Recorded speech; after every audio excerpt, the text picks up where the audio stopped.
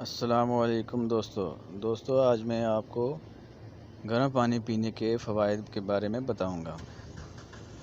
जी तो दोस्तों, सुबह उठने के बाद और नाश्ते से कबल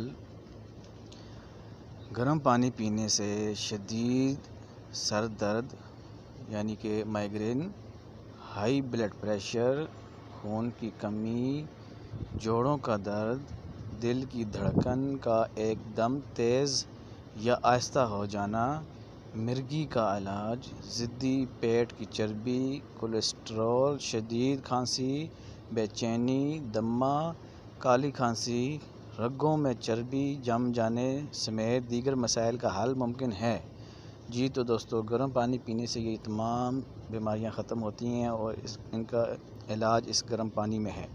तो ये अल्लाह पाक की एक बहुत बड़ी नेमत है।